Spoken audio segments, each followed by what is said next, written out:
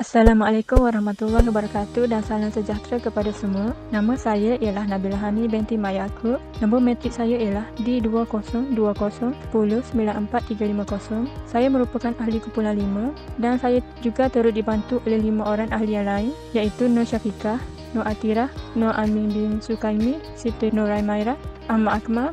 Kami akan membentangkan tentang Perjanjian Malaysia 1963, kerangka perundangan dalam gagasan Malaysia dan proses dekolonialisasi Sabah dan Sarawak. Maklumat artikel yang kami perolehi iaitu tentang Perjanjian Malaysia 1963, kerangka perundangan dalam gagasan Malaysia dan proses dekolonialisasi Sabah dan Sarawak. Penulis artikel tersebut ialah A. Rahman, Tan Abdullah, Bilcher Bala dan Pandika Amin Mulia. Nama jurnal tersebut ialah Jurnal Borneo Archaeology, Heritage, Archaeology and History. Tahun terbitan artikel tersebut ialah pada Disember 2019. Volume artikel tersebut ialah 4, nombor isu ialah 1 dan muka surat daripada 117 hingga 139.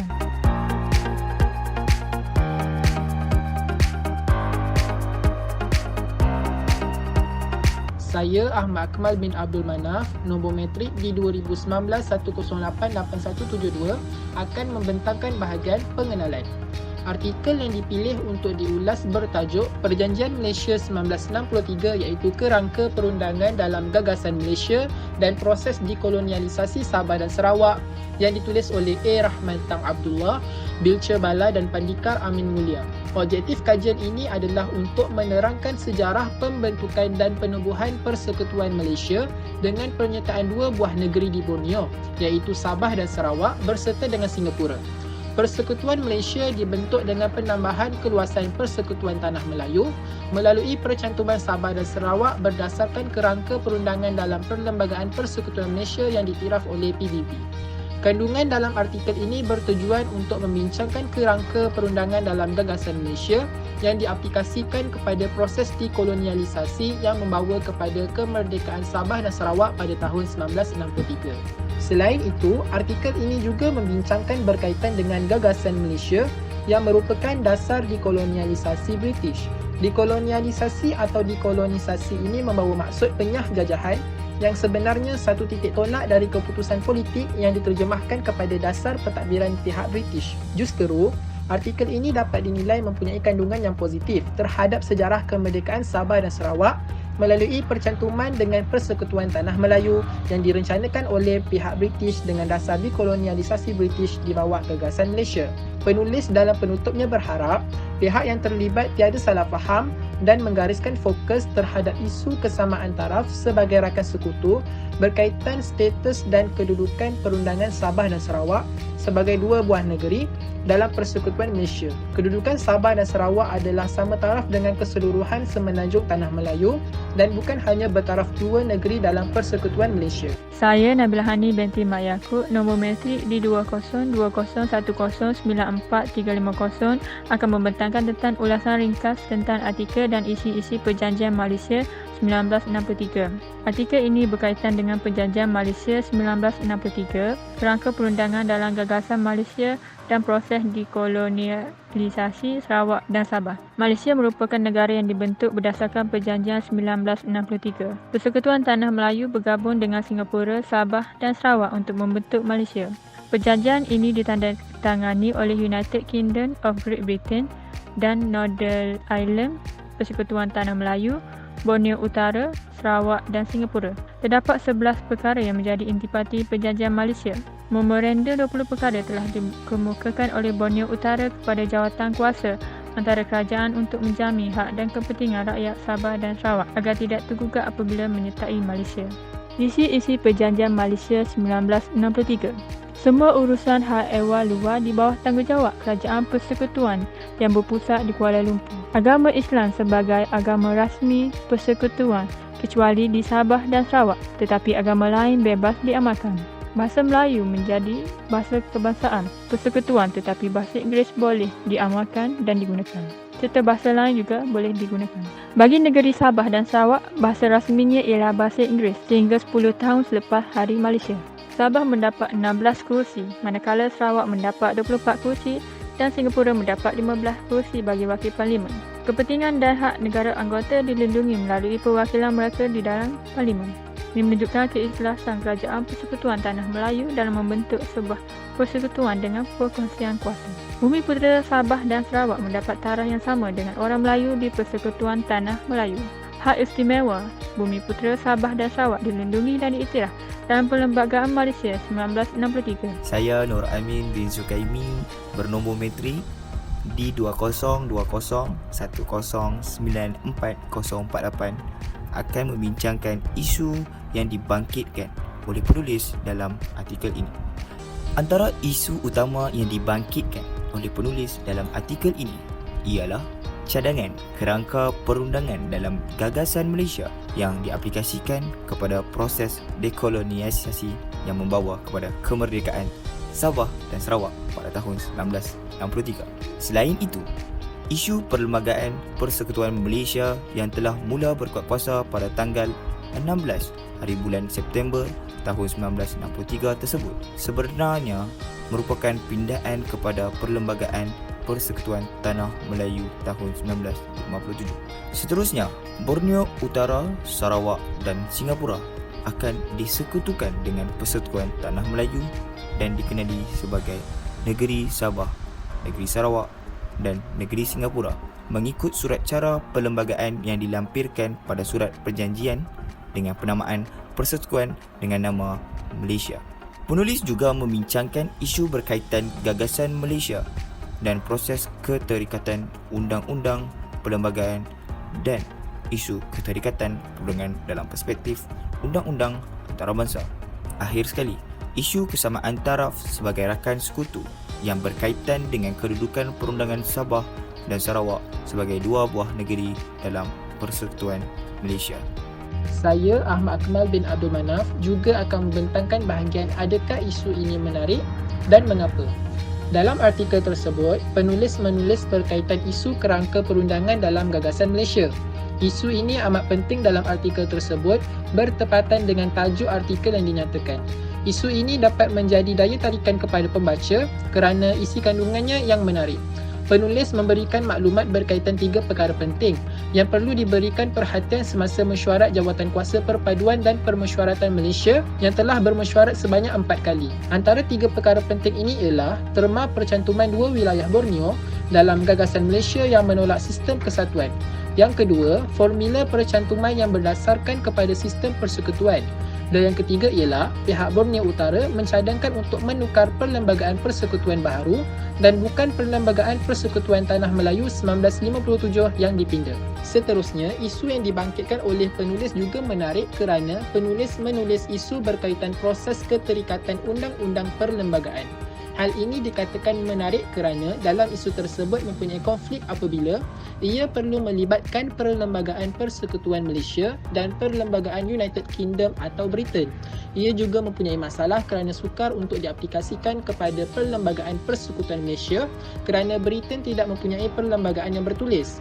Akhir sekali, isu berkaitan kesamaan taraf sebagai rakan sekutu yang dibangkitkan oleh penulis juga menarik kerana dalam artikel tersebut penulis menyatakan terdapat kekeliruan berkenaan status dan kedudukan perundangan Sabah dan Sarawak.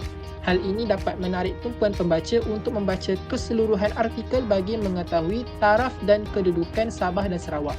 Persoalan dan konflik ini berlaku kerana negeri Sabah dan Sarawak ini sering dianggap sebagai negeri asing oleh pengunjung-pengunjung asing. Justru, penulis dapat membuat kesimpulan berkaitan isu ini dan dapat memberikan bukti yang kukuh dalam artikel tersebut. Seterusnya, saya, Syafika binti Ismail, pemegang kad metrik D20191088-369 akan membentangkan tentang kesan artikel terhadap cara berfikir mengenai perkara yang dibangkitkan. Yang pertama, Perjanjian Malaysia 1963 adalah pindaan kepada Perlembagaan Persekutuan Tanah Melayu 1957 dan bukannya wujud sebagai satu perlembagaan baru seperti yang disalahertikan oleh pelbagai pihak. Yang kedua, kita mestilah mengemukakan pandangan yang bernas dalam mencari kesepakatan untuk mewujudkan sebuah negara yang muafakat dan harmoni. Yang ketiga, penubuhan Suruhanjaya Kobot adalah wajar untuk memastikan proses penyatuan Sabah dan Sarawak ke dalam Persekutuan Malaysia berjalan dengan lancar. Yang keempat, dalam mencapai sesuatu keputusan, perbincangan harus dibuat dengan teliti supaya keputusan tidak berat sebelah. Yang kelima, walaupun negeri yang berada di bawah naungan penjajah memperoleh kedaulatannya yang tersendiri, kuasa eksekutif masih dikuasai oleh negara yang menaunginya. Hal ini bermaksud, walaupun negeri naungan mempunyai hak sepenuhnya untuk mentadbir negeri mereka, namun kuasa tertinggi masih dikuasai oleh negara yang menaunginya.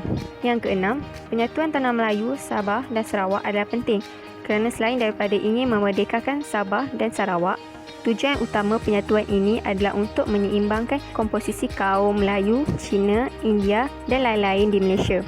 Kita seharusnya bekerjasama dengan kerajaan bagi memastikan kelangsungan dan kelancaran pentadbiran negara. Yang terakhir, keputusan pembentukan Malaysia dibuat setelah menganalisa pelbagai aspek dan memerlukan masa yang bukan sebulan, 2 bulan, malahan bertahun untuk memastikan hasrat ini berhasil.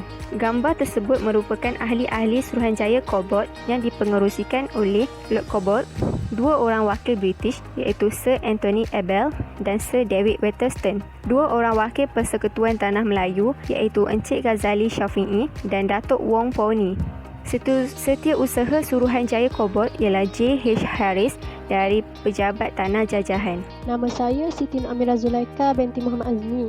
Nombor matrik saya D202010943446. Saya akan mengulaskan tentang kekuatan dan kelemahan artikel yang bertajuk Penjajahan Malaysia 1963, Kerangka Perundangan dan Gagasan Malaysia dan Proses Dekolonisasi Sabah dan Sarawak. Antara kekuatan yang terdapat dalam artikel ini ialah Perlembagaan Malaysia merupakan perlembagaan bertulis. Hal ini dikatakan demikian kerana Perlembagaan Britain merupakan himpunan status undang-undang kes, konvensi politik dan permuafakatan sosial yang tidak terkandung dalam satu dokumen bertulis yang diwakilkan sebagai satu dokumen tunggal yang rasmi. Justru ia sebenarnya mengandungi ratusan akta penerimaan, kes mahkamah dan konvensi yang telah didokumentkan. Perlembagaan Malaysia merupakan pindaan daripada Perlembagaan Tanah Melayu 1957 dan setiap pindaan yang dilakukan perlu direkodkan. Antara kekuatan artikel seterusnya ialah Perlembagaan Malaysia diiktiraf PBB, sebilangan tokoh pemimpin di Sabah dan Sarawak yang masih berpendapat bahawa Perlembagaan Persekutuan Malaysia mestilah satu perlembagaan baru dan bukannya Perlembagaan Persekutuan Tanah Melayu 1957 yang dipinda. Status quo ini yang didasarkan pada kerangka perundangan seperti yang termaktub dalam Perlembagaan Persekutuan Malaysia telah juga diperlakukan keabsahannya di bawah perundangan antarabangsa. Ini kerana status quo dan prinsip perundangan sebagaimana yang diaplikasikan kepada gagasan Malaysia ini telah diiktiraf oleh Pertubuhan Bangsa-Bangsa Bersatu. Perlembagaan Persekutuan Malaysia yang telah dikuatkuasakan pada tarikh tersebut bukanlah satu perlembagaan baru. Ia sebenarnya merupakan pindaan kepada Perlembagaan Persekutuan Tanah Melayu 1957. Ini bermakna Persekutuan Malaysia bukanlah satu entiti baru tetapi sebenarnya merupakan penambahan kawasan wilayah bagi Persekutuan Tanah Melayu melalui percantuman Sabah dan Sarawak. Tentang kekuatan artikel seterusnya ialah hak keistimewaan orang Melayu dan 2 wilayah lainnya terjamin. Orang Melayu dan penduduk Bumi Putera diberikan kelebihan dalam pentadbiran negara. Mereka juga diberikan kuota dalam kemasukan keputusan awan. Beasiswa pelajaran juga diutamakan kepada orang Bumi Putera dahulu. Kelemahan yang terdapat dalam artikel ini adalah tidak menjelaskan bagaimana nama Malaysia terbentuk. Nama Malaysia mula digunakan pada tahun 1963 apabila negeri-negeri Singapura, Borneo, Sabah dan Sarawak dan Persekutuan Tanah Melayu membentuk sebuah persekutuan baru. Perkataan Melayu berasal daripada perkataan Malaya atau Belaya dan erti kata penjelajahan lautan atau pelayar lautan. Pada tahun 1890, seorang ahli ekologi Inggeris, George Samuel Wilson, mencadangkan agar kepulauan Indonesia dinamakan Malaysia atau Indonesia ketika mengarang Jurnal Kepulauan Hindia dan Asia Timur. Pada tahun 1826, pelayar Perancis Jules Dumont mencipta istilah Malaysia, Mikronesia dan Melanesia untuk membezakan budaya dan gugusan Kepulauan Pasifik daripada istilah Melanesia yang sedia ada. Selain itu, kelemahan yang terdapat dalam artikel ini tidak menjelaskan punca atau sebab pengeluaran atau penyikiran Singapura dari Malaysia. Salah satu punca pengeluaran ataupun penyikiran Singapura dari negara Malaysia ialah masalah ekonomi. Singapura diberikan kuasa cukai mengikut perjanjian Malaysia. Hasil yang dikutip akan dibahagikan berdasarkan kadar 60% untuk Singapura dan 40% untuk kerajaan persekutuan. Beban cukai Singapura yang paling ringan dan pengerjaan pertahanan bertambah akibat konfrontasi dengan kerajaan Indonesia. Kerajaan persekutuan mencadangkan untuk mengkaji semula agihan itu yang meletakkan Singapura menyerahkan 60% dan bukan lagi 40%. Hasilnya menimbulkan kemarahan pemimpin Singapura. Pada Februari 1965, Menteri Kewangan Tan Siew Sin mengarahkan pengurusan di Singapura untuk berunding dahulu dengan kerajaan persekutuan tentang perlindungan tarikh sebelum membuka kilang. Arahan ini menimbulkan kemarahan para pengusaha di Singapura. Mendapat liputan luas media. Pasal bulan Mei 1965, hubungan antara Singapura dan Kuala Lumpur menjadi tegang dan melibatkan Tengku Abdul Rahman. Tengku Abdul Rahman memaklumkan keputusan beliau untuk menyingkirkan Singapura kepada Tun Abdul Razak dan Dr. Ismail Abdul Rahman pada 19 Ogos 1965. Tunku membuat pengumuman rasmi di Dewan Rakyat mengenai perpisahan Singapura daripada Malaysia.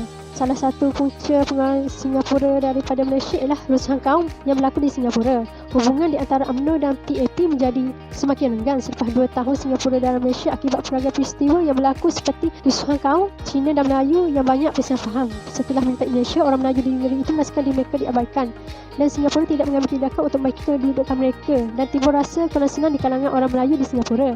Beberapa buah pertubuhan yang mewakili orang Melayu menemui Tengku Abdul Rahman untuk melaporkan hal itu. Keadaan menjadi semakin serius selepas Setiausaha Agong UMNO Syed Jaafar Albar mundur Filipin PAP untuk cuba memecahkan perpaduan masyarakat Melayu di Singapura apabila orang Melayu di sana diabaikan. Salah satu punca Singapura keluar daripada Malaysia ialah konsep Malaysia.